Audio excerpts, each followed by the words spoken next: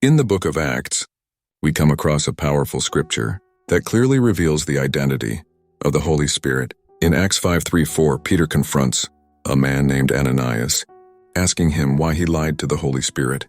Peter then makes a bold statement, saying that Ananias had not lied to men, but to God himself. This declaration leaves no doubt that lying to the Holy Spirit is equivalent to lying to God. The characteristics of God are vividly displayed in the Holy Spirit, further solidifying his divinity. However, there exist numerous misconceptions regarding the identity of the Holy Spirit.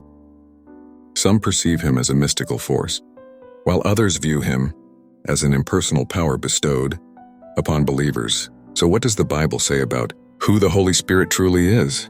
It unequivocally proclaims that the Holy Spirit is God. Additionally, Scripture teaches us that the Holy Spirit is a distinct divine person, possessing a mind, emotions, and a will. We can confidently affirm that the Holy Spirit is a divine person based on the fact that he exhibits cognitive abilities, emotions, and autonomy.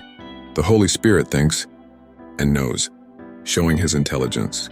Moreover, he can be grieved, displaying his capacity for emotion. In Romans 8:26-27, we learn that the Spirit intercedes for us, highlighting his active involvement in our lives. He makes decisions according to his own will, proving his autonomy. Truly, the Holy Spirit is God, the third person of the Trinity. As God, he fulfills the role of the promised comforter and counselor, just as Jesus declared, John 14:16, 26, 15, 26.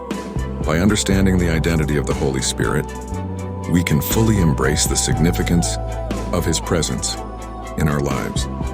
He is not a mere force or power. Instead, he is a divine person, intimately involved in our spiritual journey.